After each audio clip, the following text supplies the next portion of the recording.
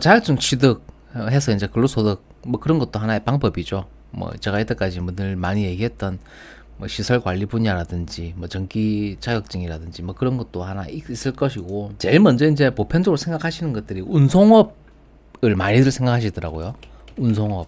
운송업이라고 하면 이제 뭐 배달 같은 것도 이제 포함이에요. 그리고 이제 윙바디, 그 다음에 이제 뭐 탑차, 아니면은 이제 바가지차, 아니면은 사다리차, 요런 거 있죠. 요런 거를 하면 어떨까? 이제 주로 혼자서 일하고 뭐 운전을 좀 좋아하고 운전직이라고 봐야 되는 거죠. 여기에는 지게차 쪽도 뭐 포함되지 않겠나, 뭐 이런 거 있을 거고요. 그 다음에 근로소득입니다.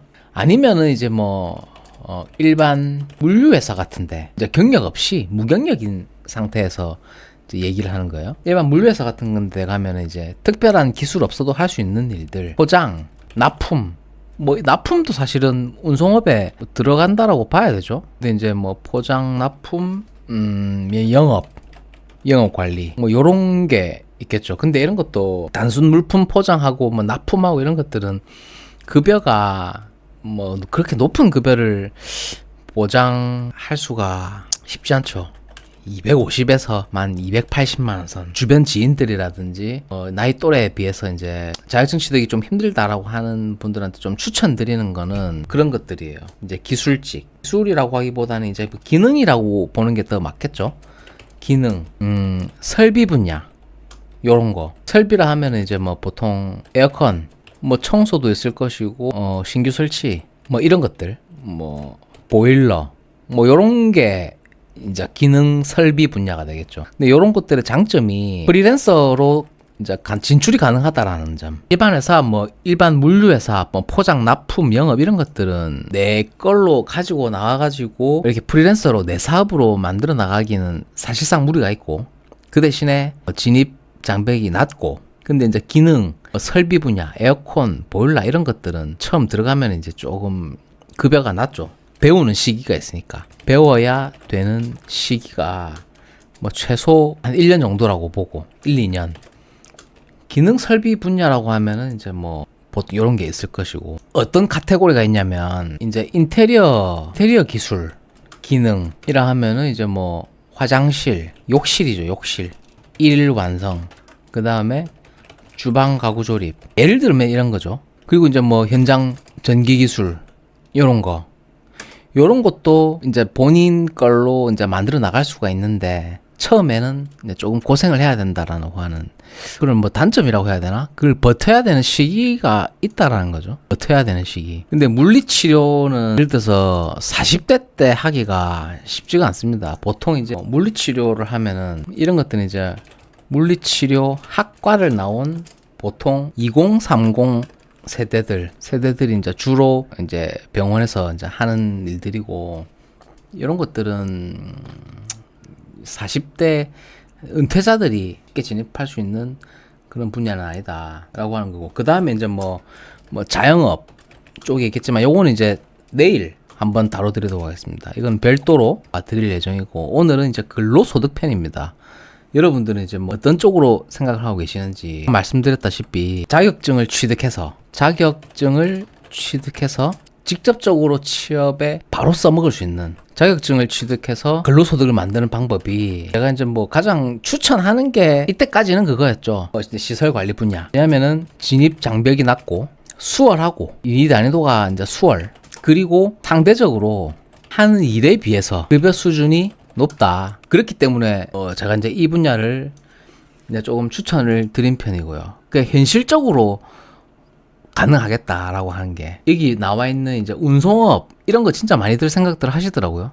배달이나 윙바디 해가지고 뭐 탑차, 뭐 사다리차, 뭐 덤프트럭, 추레라 이런 거 있잖아요. 덤프트럭, 뭐 추레라 이런 것들은 일단은 뭐가 문제냐면 초기 투자 비용이 많이 들어요. 차를 사야 되잖아요. 근데 보편적으로 어디 뭐 인터넷 같은 데 보면 덤프트럭 추레라 해가지고 뭐 월에 뭐 500, 700 번다, 뭐 이런 뭐 소개하는 영상들 뭐 많이 있던데, 여러분들이 좀 아셔야 될 게, 그런 것들은 이제 자동차 감가상각비라든지 뭐 차량 유류비라든지 그다음에 자동차 메인터넌스 하는 비용들이 포함된 게 아니잖아요. 그냥 단순 매출을 얘기하는 거잖아요. 여기 밑에 나와 있는 자영업도 마찬가지겠지만 매출은 아무런 의미가 없습니다, 여러분. 매출은 의미가 없다. 내가 부가세 신고, 상반기 하반기 부가세 신고 하잖아요. 개인 사업자로 뭐 할 때는. 근데 부가세 신고를 해보고 내가 얼마나 부가세 얼마나 했는데 그런 것들을 좀 따져봐야 돼요. 따져봐야 되는데 따져보지도 않고 그냥 뭐 월 매출 1,000만 원이다. 우와, 니 뭐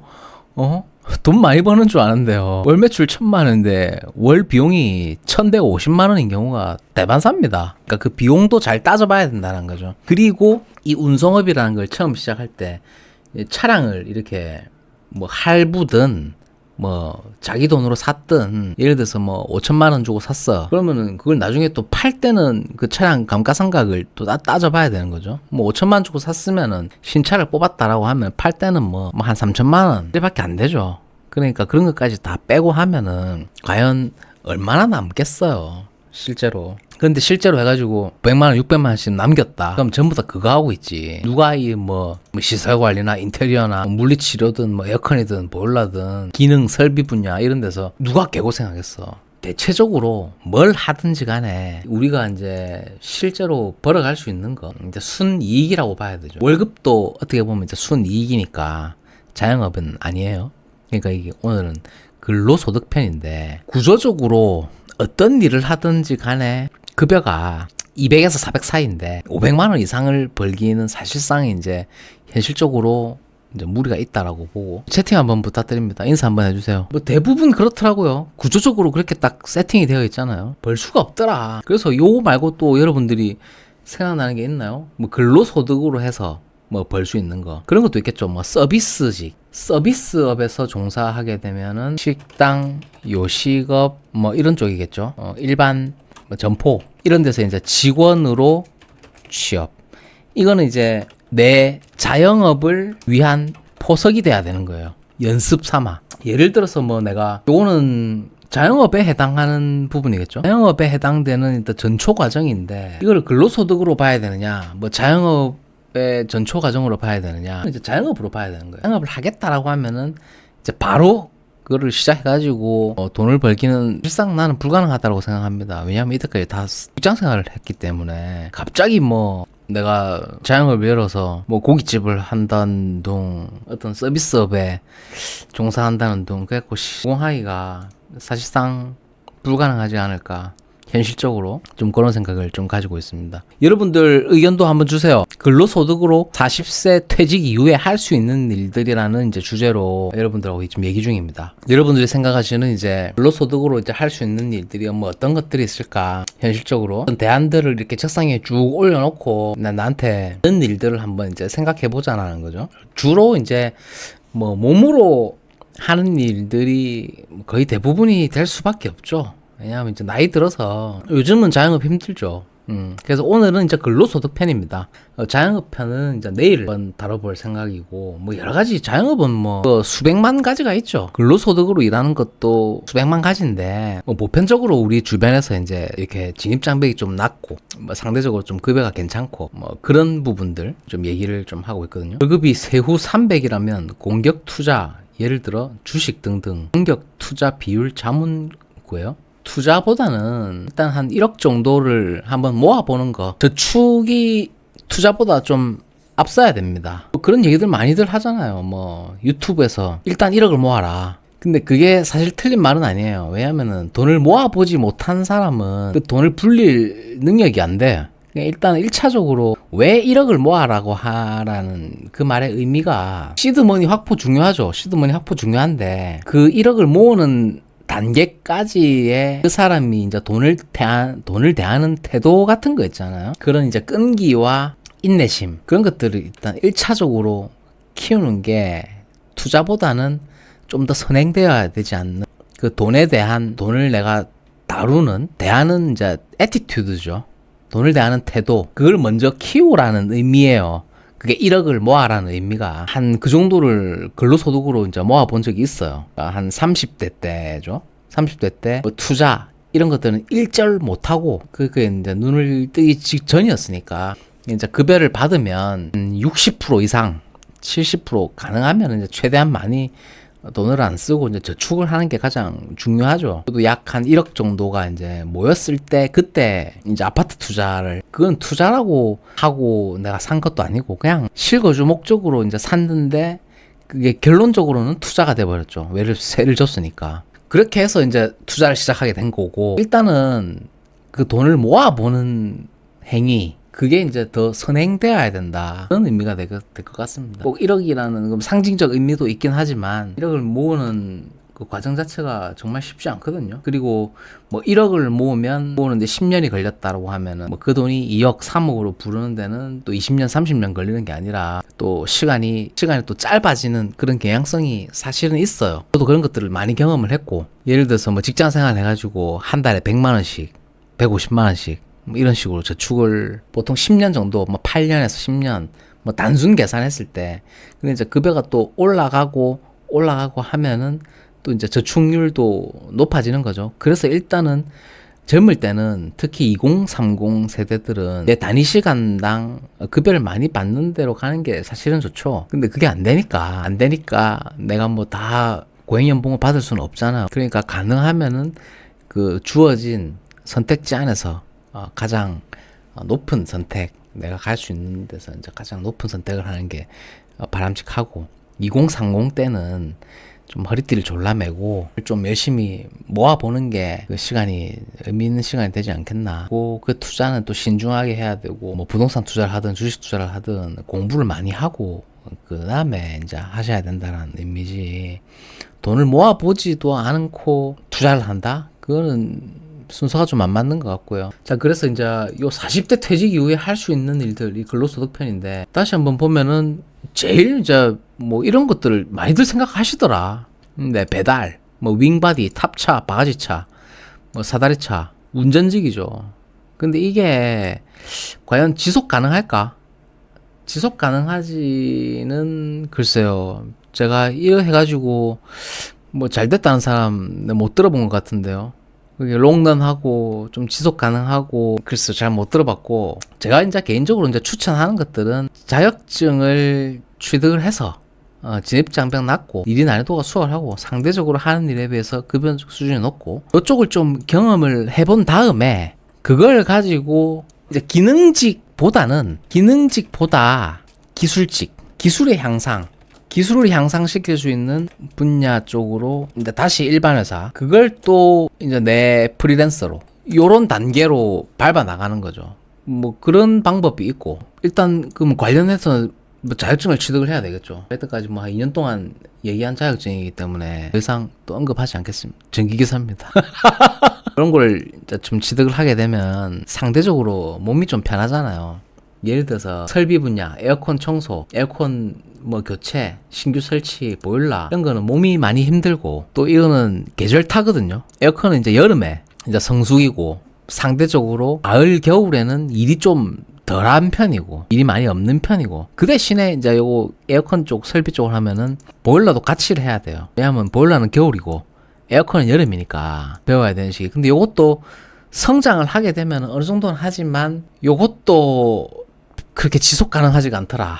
제가 이런 경우도 좀 봤거든요. 지속 가능한가? 그게 이제 중요한 거예요. 별로 지속 가능하지가 않더라는 거야. 나이 들면 결국은 이거 몸으로 하는 일이기 때문에 한계가 좀 있고 냉난방기는 계절 안 타고 그렇죠. 근데 계절을 완전히 안 타지는 않고 아무래도 여름에 일이 좀 몰려요. 에어컨은 요즘은 이제 냉난방기가 다 있긴 한데 여름에 일이 몰린다. 그런 속성은 있죠. 그래서 이런 식으로 하게 되면은 자격증을 갖추면은 뭐 요거는 기능은 아니잖아요. 전기하고 소방 이런 쪽은 기능이라고 하기는 좀 그렇고 요거는 기술이라고 저는 생각을 합니다. 물론 이제 이 기술을 좀 향상시키는 데는 어느 정도의 시간도 필요하겠지만 그래도 좀 편하게 할 것 같으면 나이 들어서는 내가 몸을 써서 하는 데는 한계가 있잖아요. 몸이 결국은 편해져야 돼요. 50, 60 넘어가지고 쉽지 않거든요. 기능직 하는 게. 에어컨, 보일러, 그 다음에 뭐 타일 붙이기, 몸으로 하는 거 있잖아요. 이런 게 50, 60 넘어가지고 하기에는 현실적으로 몸이 안 따라준다는 거지. 힘들어요.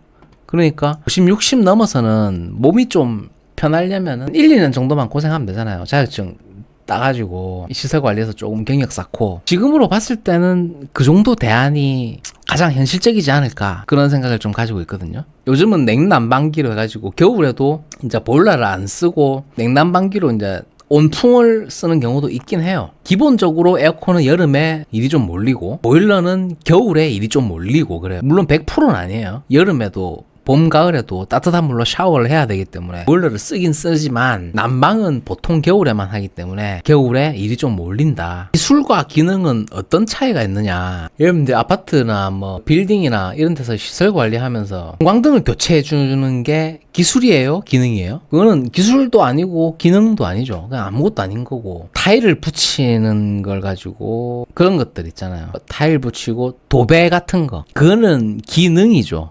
주방 가구 조립 같은 거, 그 기능이고, 기술이라고 하면은 여러분들이 이제 주로 시설 관리에 이제 꽂혀 있네요. 다른 분야들도 이렇게 많이 있으니까 사고를 좀 더 넓히 보는 것도 나쁘지는 않습니다. 시설 관리는 뭐 똑같죠. 뭐 시설 관리는 다 똑같죠. 아예 축하드립니다. 시설 공무직 최종 합격하셨고요. 아예 축하드립니다. 뭐 다 똑같아요. 시설 관리직은 딱히 실무라고 할 게 없고, 그거는 민원을 해주는 거예요. 시설 관리라고 하는 거는 민원 대응이에요. 그거는 이제 뭐 기술이라고 말하기는 좀 현실적으로 무리가 있다라고 이제 보여지고요. 그거는 민원 대응이에요. 기술이 아니에요. 전기하고 건축설비기사 소방 2급 정도 있으면 자격증, 더 이상의 자격증은 크게 의미는 없다고 봅니다. 저는 크게 의미는 없다고 봅니다. 그 정도면 충분해요. 기기사하고 건축설비기사 소방 2급 있으면은, 물론 본인이 이제 뭐 시설 관리 분야에서 좀 더 진짜 FM 회사, 뭐 퍼실리티 매니지먼트 회사로 가겠다라고 하면은 뭐 공조라든지 뭐 그쪽 분야에서 뭐 필요한 자격증을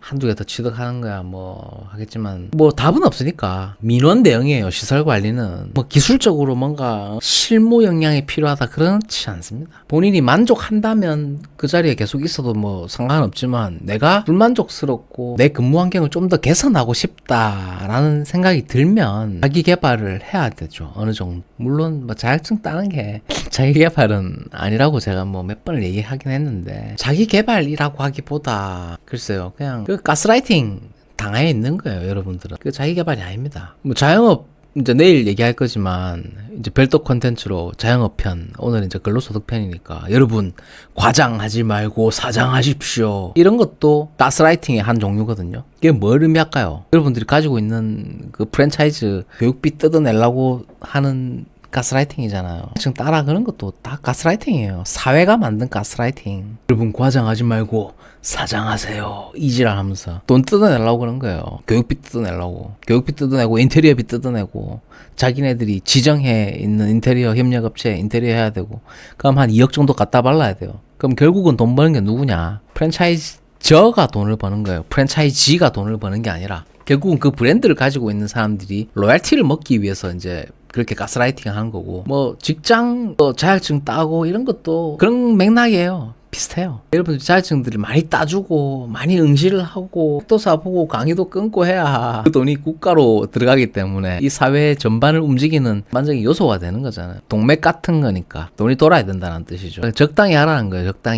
적당한 수준에서 하고 내 실속을 차리라는 거지. 그래서 결론은 이제 내일도 그런 얘기를 드려야겠지만, 이제 근로소득 편과 이 자영업 편, 이 두 가지를 다룰 건데, 내가 안정적인 삶을 만들어 나가려면 이 두 가지를 다 해야 돼요. 안정적인 근로소득을 왼쪽 주머니에 가지고 있고, 이 업사이드 리스크, 자영업은 리스크가 있는 영역이잖아요. 그러니까 이 두 가지 영역을 양립시켜야 돼요. 둘 다 해야 돼. 결론은 그거예요. 근로소득만 가지고도 안정적이지가 않고 자영업만 가지고도 안정적이지가 않기 때문에 둘 다 해야 돼. 40 넘어서는 둘 다 해야 됩니다. 그거를 안정적인 밸런스를 가지고 그 균형을 잘 잡아야 돼요. 어느 한 가지로만 치우쳐서는 안 된다. 근데 처음부터 그렇게 세팅하기가 쉽지 않기 때문에 일단은 안정적인 근로소득을 확보하는 게 중요하다. 여러분들은 주로 이제 시설관리 분야 이제 자격증 야가 좀 이렇게 갇혀 있는 것 같은데, 좀 더 사고를 좀 더 넓혀 보시는 게 더 좋을 것 같습니다. 여러 가지 분야가 있잖아요. 이렇게 여러 가지 분야가 있어요. 제가 이렇게 뭐 지금 당장 생각나는 것만 대충 이렇게 뭐 적어도 이 정도 이렇게 뭐 나름대로 다양한 분야들이 있는데, 시설관리 분야에만 너무 꽂혀 있을 필요는 없다.